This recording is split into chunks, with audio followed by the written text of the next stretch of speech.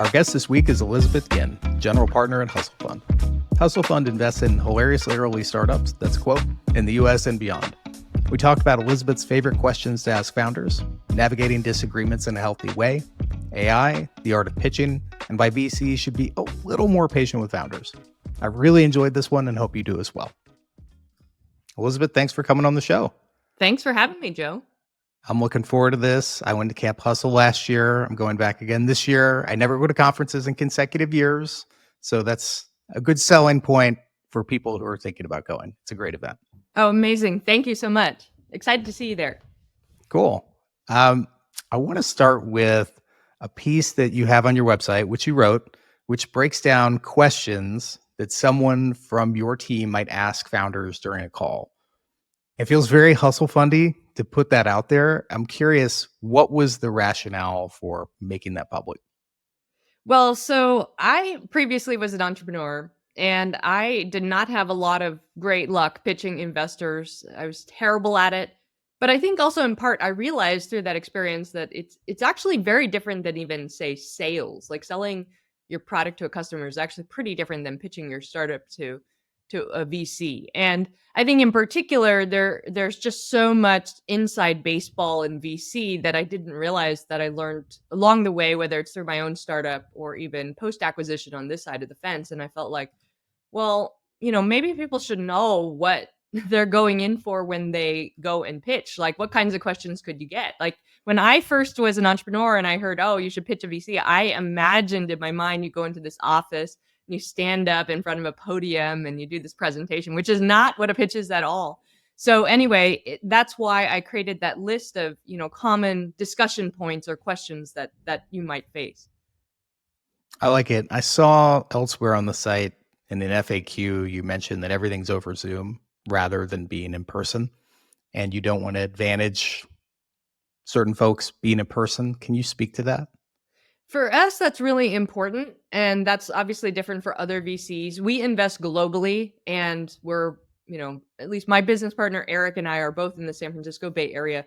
So, I think sometimes actually being in person brings about an advantage. And one might wonder, well, why wouldn't you just meet with people in person if you feel like maybe you could assess them better? I actually don't think you can assess better, but I feel like people naturally love hanging out with people in person, and that is an advantage, even if the company is not necessarily better. And so, therefore, we do everything pretty consistently through Zoom, regardless of where you are in the world. We're looking at companies, halfway around the world from here, as well as companies locally, and everybody just meets with us over Zoom. I also think it's incredibly inefficient for founders to be driving up and down Sand Hill Road. I personally had to do it, so I know what that's like. And you can't find any office if you've ever tried that. But on Zoom, it's just easy. You can pack in a lot more, and I think that's ultimately what founders would prefer to do because they can meet with more investors. Yeah, no, that's great. Overall, very respectful for founders and their time, which I love, and I will probably copy some of that. Do you have a favorite question you like to ask founders? I think there's a couple that tie. I mean, I think a really easy one that is actually quite quantitative and concrete is what is your burn rate? But it actually is pretty illuminating to me around how founders think about their cash flow and spendiness and what they spend their money on. And so I definitely like that one. I ask that one almost all the time. And that's obviously not the only question that's important, but it tells me a lot. Yeah, it's a straightforward question, but there can be a range of responses to that are surprisingly telling. For sure. Do you veer off script with questions to get candid moments from founders, or do you just stick to the questions that you floated out? Oh, for sure. Actually, my conversations are not at all like the Google Doc. I just think people should prepare for those Mm. kinds of questions. Can I ask you some of the questions? Yeah. Yeah. All right. Okay. Why did you pick your co-founder? So, co-founders, it's really interesting. So, with my last business, I had a co-founder as well, my best friend from high school. And after we sold our company, I was pretty reflective around how that went. I think working with somebody close to you is important in that you need to trust that person. Obviously you're going to be sharing everything, and you need to have strong enough rapport to have honest conversations and have the relationship survive. So there's a lot that's kind of baked into that, because one of the things I realized is if a friend is actually too close, like you hang out with that person every day socially as well, then sometimes I think that that's a little bit too much, and that separation is actually a good thing. On the other hand, of course, you don't want a total stranger, somebody you don't know anything about, the trust factor, of course. So, for Eric, I think one of the things that was really important to me is he's a person I've known for a really long time. Trust him. I've known his family. He and his wife met in college as well, where we all went to school together. So I've known them for a super long time, and there's this long-standing trust. At the same time, um, there was enough of that ability to have those direct and transparent conversations, and we didn't hang out every day, so it felt like, okay, this is like a weird Goldilocks and the Three Bears problem. You don't want it to be somebody you hang out with all the time and it's like family, but you also don't want it to be a stranger. You need somebody kind of in that happy medium. And so from that perspective, Eric was great. And then I think the other thing that's also equally important is complementary skills. You don't want to step on each other's toes.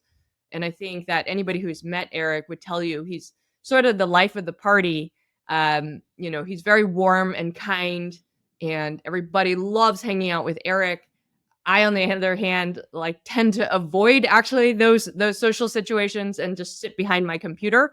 And so that in that regard, we're pretty complementary. He's much more of a qualitative kind of guy, very communicative. I have an engineering training, so I'm much more perhaps analytical and think about things in a very direct and quantitative way. And so we're just very complementary in our skill set. When was the last time you disagreed on a business issue, and how did you resolve it? Oh, we disagree a fair bit. And actually, I think that the way that we disagree within the partnership, and my third business partner, she and co, also, we've all been around the block before. We've had business partners before with our respective ventures. And so, on a weekly basis, we're disagreeing about even whether it's little or big things, everything from, you know, how to close an LP. That's a probably top of mind example. Like, how often should you ping this person? Is this person ready to close? Or can we push harder on this person? Things like that. So, those are the kinds of conversations we have. Sometimes we've even had conversations around like, I'm really frustrated that you are blocking this one thing. And the one thing, in this case, the one thing could be that you're not moving fast enough in pushing this LP. So, things like that come up all the time. And I really actually like that healthy, open, transparent conversations that we can have. And everyone walks away feeling like, okay, we know what everyone's thinking, but there's this deep trust in the relationship. Yeah, no, I love that. I mean, and that's the value of a partnership, right? If everyone's just nodding their head and going along, then you could have just been doing it solo. That's great. What is your unfair advantage? Mine personally, Could be yours. Well, but we'll say hustle funds. for Hustle Fund, there are a lot of things, but I think for us, like we very much see ourselves as ecosystem builders. So I think there are a lot of great investors, and I would love to think that we are also a great investor. I think one thing that we do differently than many other firms is like we think about things holistically rather than just about the capital. So for example, what we try to bring to the table is we try to build community. Like we have over 500,000 people, across our newsletters, our Twitter, our YouTube videos, etc., in our audience, and try to bring to our founders other things such as distribution, PR help, connecting them with potential mentors in our angel squad, workshops that we do with our founders. We run about 50 events a year. So ecosystem building, I think, is the thing that we enjoy doing and we think somewhat sets us apart. Yeah. Well, I completely agree. I mean, what I loved about Camp Hustle, aside from just the general vibe and it's fun is it was probably the greatest density of emerging managers I've been around. And as one myself, it was great to just spend so much time connecting with other folks who are at similar stages of the journey and building relationships that, will go a fair bit past that. But I think you all do that incredibly well. Oh, thank you. Hustle Fund invests in hilariously early startups. That's the quote. How hilariously early are we talking? Yeah, we invest pre-revenue in most cases. And so, but I would say that's not pre do nothing, but rather you've thought of the idea, you've talked with potential customers, done some good customer development. Obviously, we expect things to iterate, evolve, and change, but at least as a first pass, you have a good working thesis around what the problem is, who the problem affects, and how you're going to go about helping to solve that problem. And so really having that clear, nuanced understanding of that problem is what we look for, even if you don't have any revenue at all. And what does portfolio construction look like with that strategy? So for us, because we're taking so much risk, we invest in a lot of companies at this stage. We invest in about 250 companies at the pre-seed stage within a given fund across 3 years. So that means that in a given year, we're investing in 80 to 100 companies, or approximately, 7 to 9 or so per month. How much of the strategy is tilted towards follow on? Not very much at all. So we will do follow on about 20% of the time, meaning in about 20% of our companies, we may write another check, typically still within, call it some format of the seed stage. But for the most part, we are a one and done shop. We find that it actually aligns quite well with founders that way. And so after we write that check, then we are in it to win it with you. And we really obviously want you to go on and either continue to do really well with your revenue or help you raise that next round of funding if that's what you need. And most companies do need that. And we really do get actively involved in the fundraising process. I think that if a person who designs products for a multi-stage firm were here, they would say this is a prime opportunity for an opportunity fund where you have so many shots on goal, so many where you'll have ones where you could average up and probably average up for many rounds over the course of the time they'd be in because you're getting in so early. Does that interest you at all, or is that just not a fit for the strategy and how you want to work with founders? We have batted that idea around, but I think our solution for that is slightly different. So we do actually run a number of SPVs Hmm. with our angel squad. So we follow on sometimes in some of our companies at the A, the B, and beyond with our angel squad. I think that gives us a lot more flexibility on check size and stage and all this other stuff. I think running a multi-stage fund works out great if you really know what you're doing, and I would say that we don't. We know a lot about pre-seed, but we don't know a lot about multi-stage. There's certainly plenty of people who are great at that, but that is not us. I feel like there are just a lot of moving parts you have to control with a multi-stage strategy to and get that right.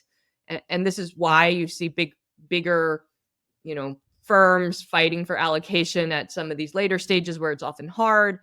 You have to think about, in order to get in that position, do you need a board seat? How close of a relationship to the company do you need to be to kind of inject your large check at that stage? So it gets more competitive and there are more moving parts and we just wouldn't even know how to think about that. And so by doing SPVs, that gives us the flexibility to go up or down or skip a round or be in this round or whatever it is. Can you tell listeners a little more about Angel Squad? Yeah, so Angel Squad is roughly a 2,000 person angel group of sorts. I think that it's a little bit different than a traditional angel group in that number one, it's global and a lot of the activities are done online. Although there are local chapters where people meet up in person and socialize. That is a big part of it. People, of course, want to meet in real life. But the second thing is that uh, Angel Squad is generally geared towards newer angel investors. So we provide angel education, networking opportunities, and then of course co-investment opportunities with, deal flow from our fund, where we are investing as a fund. I think that the mission for Angel Squad is to help bring about more investors in ecosystems everywhere. Silicon Valley has certainly benefited from a very vibrant angel ecosystem, and I would argue that's what has made this ecosystem very successful. But that's been really hard in many other cities and locations where there is a lot of great talent. I mean, there's great talent everywhere, but like if I had to single some places out, there's a lot of tech talent within, let's say, North America, in Toronto, Boston, Seattle, and there's some angels, but not nearly at the level of volume as say San Francisco. And so if we can bring about more angels, I think you'll see more companies get funded. You published a book last year, Raise Millions. It's a guide to fundraising, first-time founders. What do first-time founders not understand about fundraising? Everything. Everything. I think that certainly as a first time, when I was a first time founder, I had zero clue about investors. And this is where I think I mentioned earlier, it's different from sales.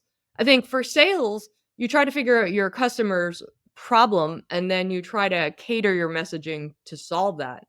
But with fundraising, it's actually not like that at all. One concrete example of this is, even if an investor is interested in investing in your company, from a sort of game theory perspective, that investor may not invest unless the opportunity is going to go away, because it's actually always better to wait, until that opportunity is about to go away, right? Like if I can get in at the same valuation 6 months from now, why would I invest today? Like that's how investors think about things. And it makes total sense, like just from, an economic perspective. But if there are all these investors at the table and now you have to force everyone's hand, like to make a decision now, then that's a totally different conversation. And that's what I didn't understand as a founder. It's not just about convincing someone that this is a great opportunity. And by the way, not just a good opportunity, but a great opportunity that could, really potentially 100x their money or more. But you also have to create the dynamics of urgency. And that's a founder's job. And I think that lots of founders don't realize that this is really the crux to fundraising.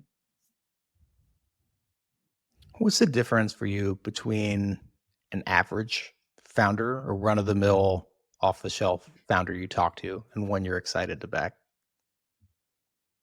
I think that being a great founder has a number of qualities baked into it, but in particular, the one that really stands out for me and us at Hustle Fund, per our name, is what we call hustle, which is, you know, speed of execution. So, one of the things that I've noticed with my best founders, regardless of where they come from, is that they are able to just focus on something now and go at it with speed. Do a deep dive on how that went and then run the next experiment. And when you think about that, that makes sense because everyone has limited runway. And so the more shots on goal you can pack in there, the better. And so you have a hypothesis, you run your experiment, see how it went, didn't go well. You have a new hypothesis, you run your experiment, see how it went. And the more cycles you can get in, then you improve your chances of success. And that's really what it's all about, as opposed to, let's say, we're going to methodically plot along for 3 months and then, okay, now we're going to methodically plot along this other thing for 3 months. Like, you just don't have that time as a founder. If you had to rank product, founder, and market in order of importance to you, how would you rank them and why? So I think it depends. It really depends on the opportunity. So I will give you a concrete example. When we actually write our deal memo, we score each team on a variety of criteria, and product is one of them. The team is also another one. And you don't need to have high scores in every category. In fact, most people don't when we score them. Most people get average scores, even the companies we back. But I think for the idea you're working on, it's really important to do well in certain areas. So, for example, if you are building a product for designers, the product has to be quite good. You can't have a lousy product for designers. But on the other hand, if you're building a product for somebody else, and you know, I hate to rip on like Salesforce, but like salespeople, that's actually not the most important thing. There are plenty of other CRMs that have wonderfully designed products but have failed, and for that, you know, customer acquisition is way more important. So it really depends a lot on the idea. But I think, you know, the commonality is what is the idea that has strong market pull, whether it is product led or sales led. And so that's not quite a TAM answer, but you know, where is the uptick greatest? I actually think it is easier to run a company with very strong uptick and an average founder than it is to have a great founder with a product that has sort of a mediocre uptick. Would you rather have a large market that's growing slowly or a small market that's growing quickly? The latter, and that's where we make most of our bets. We will typically invest in companies where there may not even be a market today, but part of the bet is this company will ride on this trend of the market will develop quickly over the next 5 years. So, for example, during the pandemic, we made a lot of investments in telemedicine or telemedicine adjacent because physicians could practice across 50 states, and so part of the bet was this is going to be here to stay even post pandemic. And it was. There are certainly other bets where maybe we've missed or it hasn't quite come to fruition. Perhaps like in Web3, that's another good example. You know, for many years now, people have been saying, oh, yeah, there'll be this strong uptick. And, you know, in certain areas, maybe that's happened, but in many others, it hasn't. So these are the kinds of things we look for. Like, what is the trend you're sitting on? Like, what are the drivers that we have to believe will happen in the next few years? It's not all of our investments, but I would say it is a big reason we decide to invest. Feels relevant to talk about AI now on the scope, on the question of kind of greenfield and markets changing. How's Household Fund approaching investing in AI? Yeah, so AI is moving so quickly. It is really easy to be in a field that actually is now super crowded and is not really trending upwards when maybe 3 months ago it was. So this is the problem with AI because I think I've seen nothing like this before. Like for example, with that telemedicine example, you know, 5 years ago or so, yes, there were a number of companies that jumped in the fray of telemedicine, but not nearly at the same rate as the number of companies jumping into AI. And in part, actually, we have a number of companies who are writing code with some of these AI tools. So productivity is a lot faster in the AI space. And you see this even with big companies, they're moving quickly in AI as well. And so an example of an idea that is quite crowded right now are a lot of productivity or sales or marketing tools in AI. There are a lot of people in that.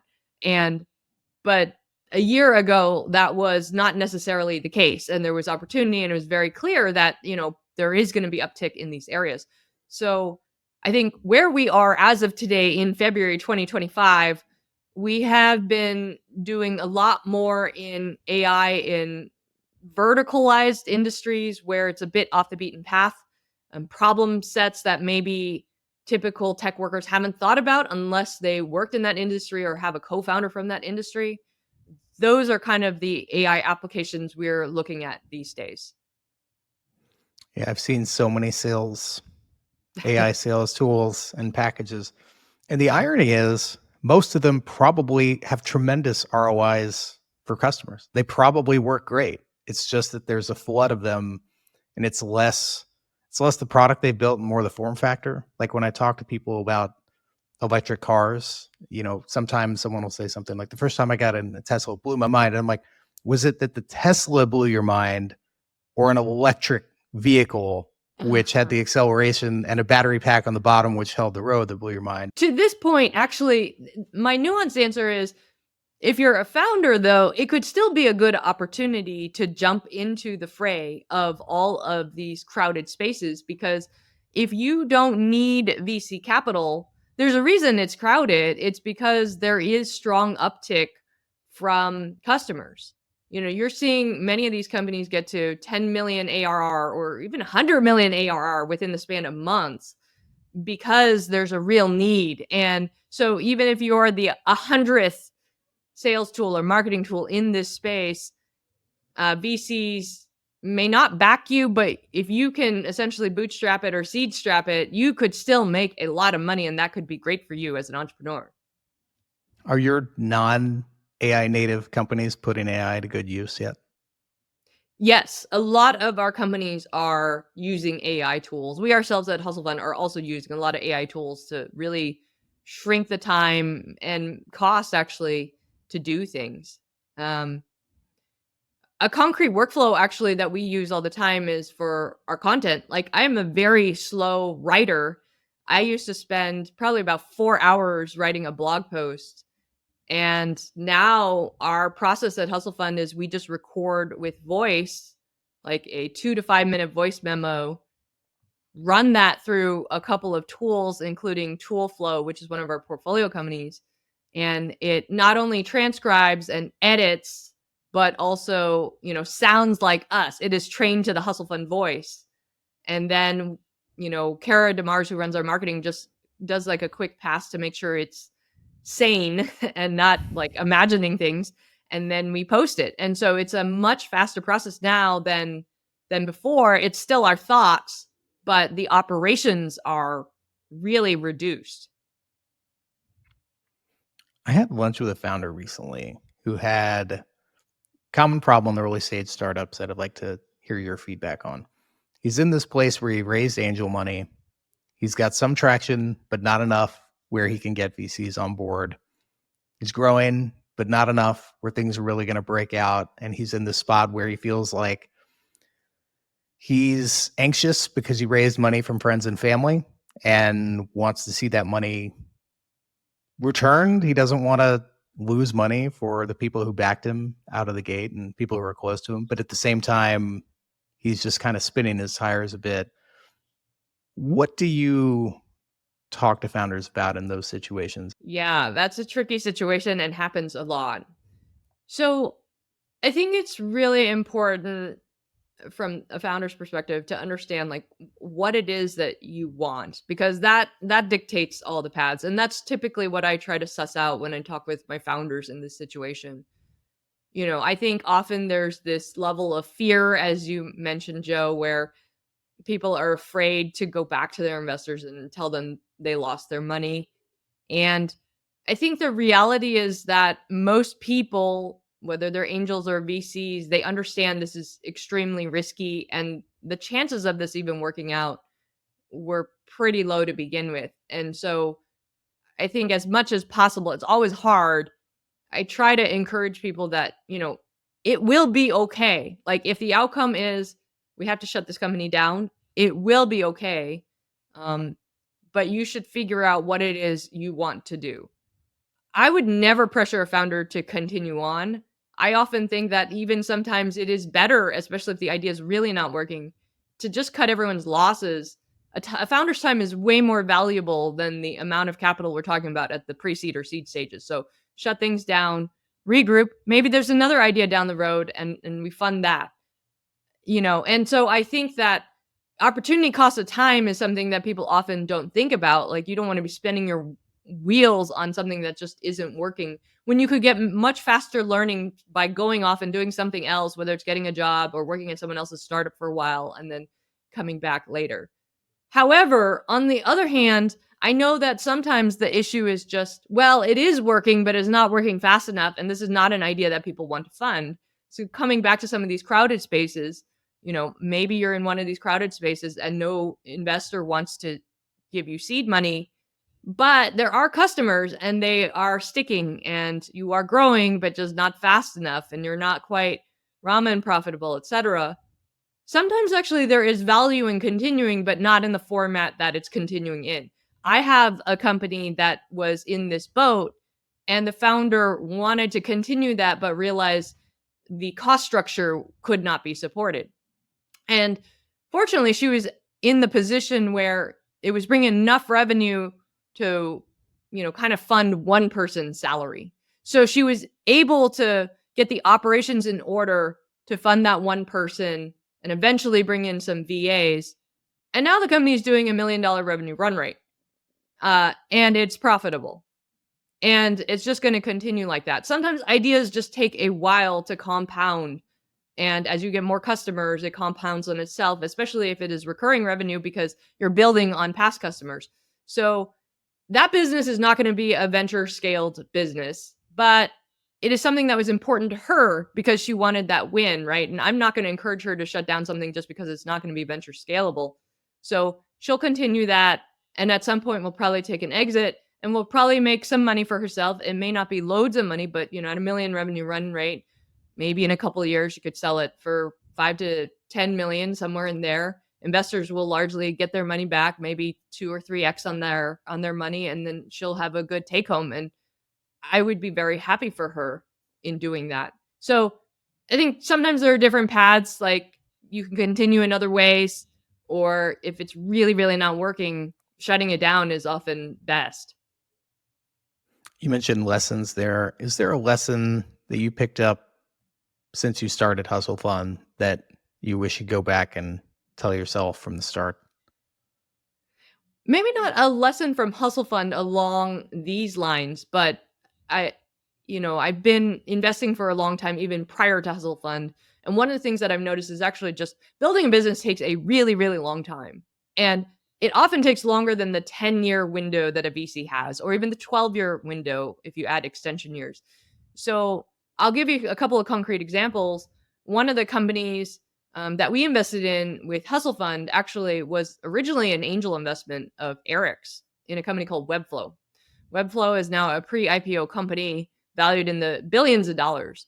But Webflow has already been at least a 12-year journey.